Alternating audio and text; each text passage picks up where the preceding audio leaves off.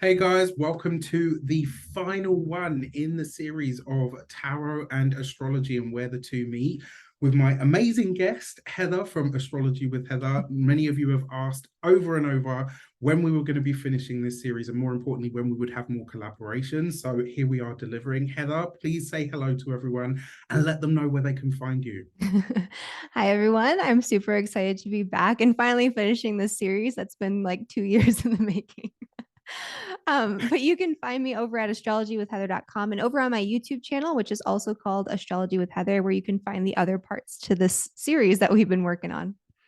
Absolutely. So if you want to see the whole series, we worked on these and we posted them on both of our channels. So you will need to head over to Heather's channel, hit the subscribe button so that you can see the whole series. And more importantly, you can check out her fortnightly transit videos, which are amazing, by the way, and I literally never miss. On top of that, if you're not part of the cosmic community, you really are missing out. And as many of you know, I studied astrology with Heather, so I can vouch for that course 100%. It is totally worth taking. So today we are here to talk about the world card. This is where it all completes, where it all ends, where it all comes together. So the world, as you might kind of guess, is really about completion. It's about culmination, endings, completion. It's where things come full circle and they elevate to the next level. So one of the deepest sort of messages or secrets of the world card is, although it is the number 21 in its numerology on the card there, it's actually the 22nd Major Arcana. So this is kind of like one of the secrets of it. And the number 22 is very Saturnian in nature. It's also a master number vibration. So what we see with the world card is mastery, elevation, taking things to that next level where it goes from being one state to another. And we can see that here, excuse me, we can see that here. When you look at the figure, that is the fool, but it's the fool realized, where the fool came into the world with a sack and was haphazardly carrying their wand, and it was like this large black staff.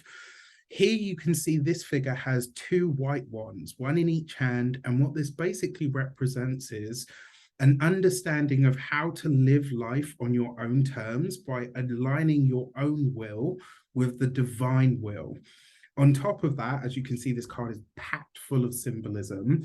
You can see the four holy creatures in the corners there. So those again represent the four fixed signs in the zodiac. So we've got the angel as Aquarius, totally not true. I'm an Aquarian, you know this. You've got the eagle, which is the old glyph for Scorpio. Then you have the lion, which is Leo, obviously, and then you've got the bull there, which is Taurus.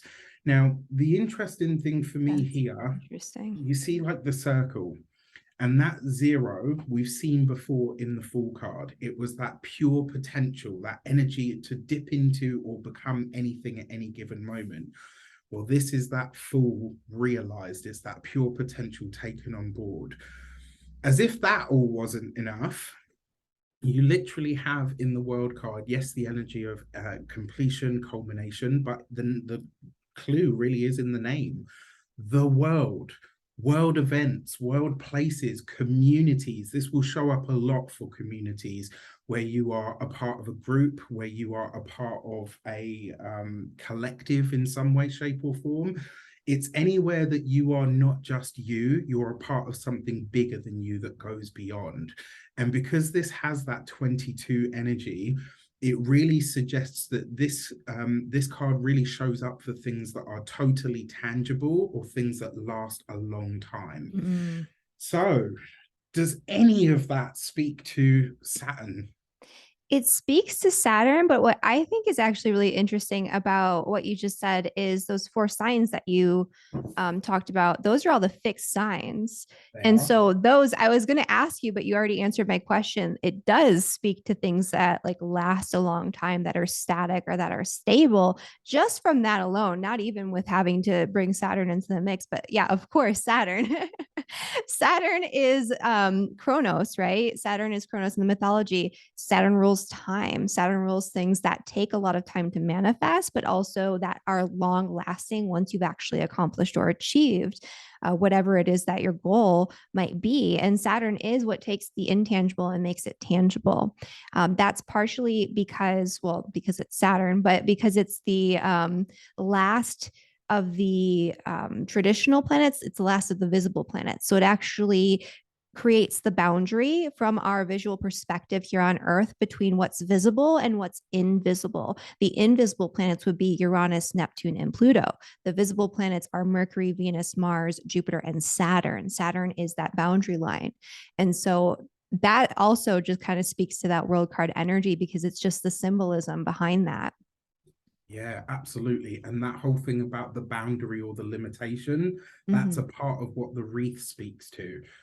There are many other symbols in this card, like you could unpick this one alone for hours.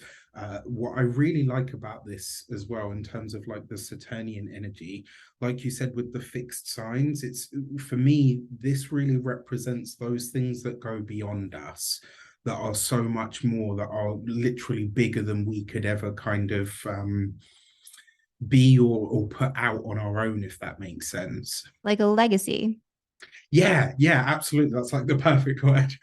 Yeah, that would be, I mean, that would be a very Saturnian thing too, because Saturn, I mean, Saturn gets a bad rap, and for good reason. It's a malefic planet. It can cause a lot of problems. But when it's on its best behavior, it's really creating something that is a legacy. It's something that's going to stand the test of time. And, where Saturn falls in your chart can show you where over time, eventually, you'll get to the point where this could be part of your legacy. And so I do like that energy for Saturn. It's not about just jumping in and doing something fast to get fast results. It's about looking at how this is going to play out well into the future and acting very responsibly with the choices you make and the things that you choose to manifest. Yeah, I love that. And it's really true. Like in the early days, I used to be like, oh, Saturn transits, they're so horrible. Whereas now I really appreciate them, especially once I realized what it is that I could do to actually make them do something positive in my life. And that really is doing the work. That's the other thing with this card as well. It can literally represent mastery. It can represent promotions, anything where our life really changes for the better, but it's required a lot of hard work, patience, diligence, where you really have to show up on a consistent basis. In terms of time sequences as well, this card usually speaks to Saturn cycles. So anything from sort of like, you could say 28 years plus, like it can speak to long distances into the future. Interestingly enough, the star card also can as well. And the last one that we did, the judgment card, can also speak to large time scales, but it tends to be large time scales in the past. So whereas this and the star card would be like into the future, the judgment card would be talking about the past. And that makes sense too, because Saturn, of course, I mean, you're familiar with the Saturn cycles, like they're 28 to 30 year cycles. And whatever is happening when you have a Saturn transit, like right now you have Saturn transiting your sun, you're an Aquarius.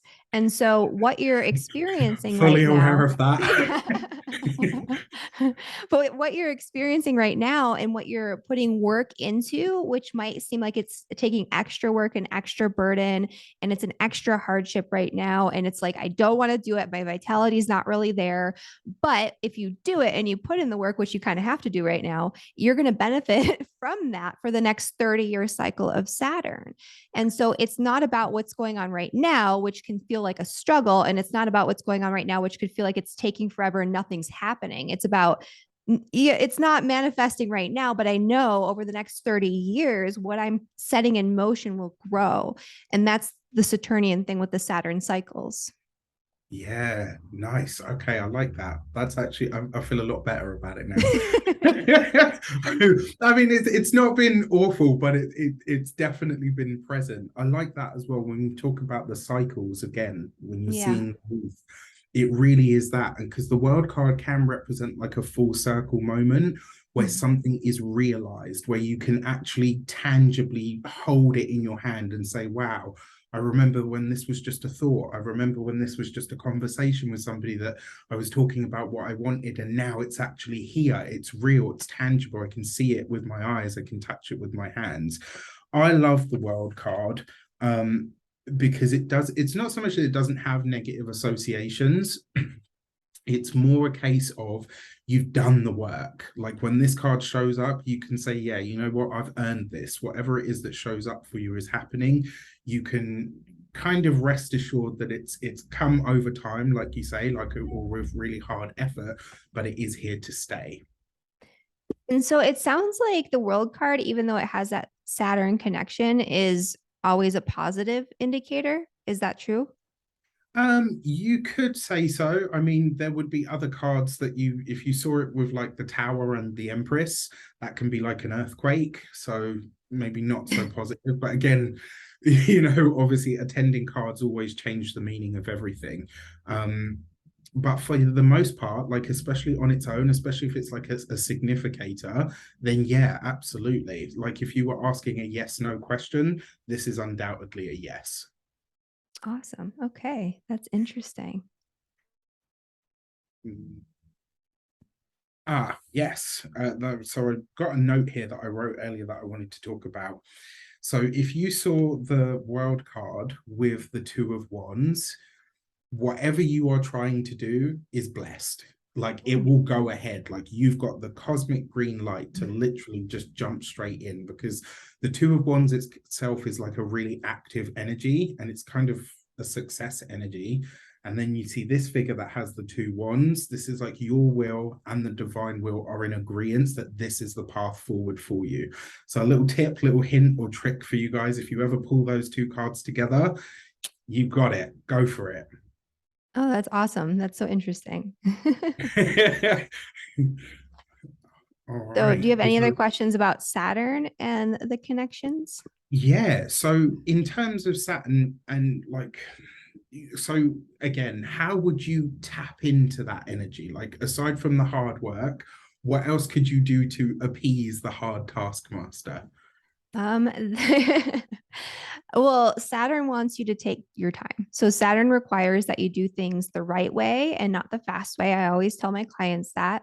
And Saturn is all about delayed gratification and taking small, like measurable steps every single day to accomplish and achieve your bigger goals. Because again, it's about these bigger cycles, these bigger goals. Saturn in astrology represents the big cycles in life, whereas the moon, in correspondence with Saturn, is like the smaller cycles. Like each month, you know, the moon goes through a rotation. It's 28 to 30 days. Saturn is 28 to 30 years. They're connected in that way. And so we have these smaller habits, these smaller cycles, these smaller rotations of time. And then we have the larger cycles of Saturn. And so it's about looking at what you can do in these smaller cycles, right? Maybe what can I accomplish in a month? What can I accomplish, you know, during this lunar cycle and the next lunar cycle and the next lunar cycle in order to get to this bigger goal that's going to be like this big grandiose thing later on down the line, but I don't expect the reward right now. It's about delaying that gratification, like not having expectations for the present, but looking to the future. I like that. That's brilliant. All right. And also what you mentioned there as well about the small incremental steps, that's where the mastery comes from. Yeah. This card really is about refinement. And I know that's a Saturnian theme as well, isn't it? It absolutely is. And, you know, Saturn transits are a good time not just to look to the future and like make steps toward your goals for that. It's also a good time to refine what you already have. Like you have to take whatever platform you're building off of and make it more solid, make it more stable. You have to look at the cracks in your foundations before you can build something. And so that's a big part of Saturn too, is this reflection. It's like, what did I create during the last 30-year cycle if you're old enough to have had that, right? What did I create for myself then? And where have I fallen short? Where are there cracks? Where did I not put in enough effort? And, you know, things got messed up as a result of that. Where did I not take responsibility for myself? That's a big thing with Saturn too. Saturn transits will cause you to either blame everyone else for your problems, where you're going to have a lot of trouble if that happens, or it'll make you realize that you are responsible for creating your own experience in many different ways, even though circumstances are happening to you sometimes. And that is a thing. like you're responsible for what you do with that, what comes out of it, what you make of it. And Saturn really drives that point home because it is a reap what you've sown sort of energy, in that you also have to look at, I have this crumbly, horrible foundation because of everything that I didn't do last time around, if that's the case. Or look, I did all this work and I have this beautiful foundation to build off of now. Yeah, that's amazing. I just, as you were talking, I was like, 2012, 2012. And the reason, because at that point I had a difficult experience, but it really was my own fault. There's no way to kind of paint it any other way. And it's like, Yeah. when I looked back at that time, it was Saturn that was really working in my chart. And if I'd shown up or been a bit more responsible for myself and my situation, I think I could have avoided a lot of stuff. But yeah, absolutely. Yeah, definitely doing it Saturn. differently this time. And I mean, that's the lessons part of it. And Saturn always also, in hindsight, you're like, what the heck? Why did I do that? Yeah, very true. I think that's what I've taken away from it, though.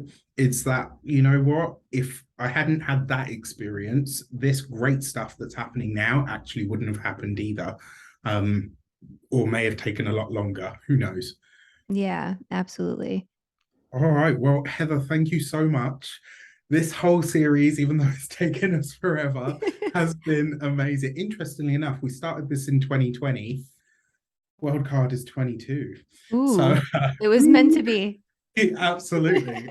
So there you go, guys. You have all that you need to dig into the major arcana and, of course, the astrology and how all of that speaks to the major arcana. You can find Heather over on her channel on YouTube and also on Instagram. You can get those on the links in the description box below.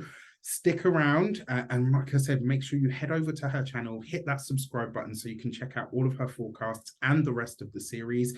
It really has been a pleasure. Heather, thank you so much for working with me on this. Yeah, thank you. I've learned so much from doing this with you, and this has just been a lot of fun. Same. It's absolutely same. Thank you so much. Take care, guys. We'll see you soon.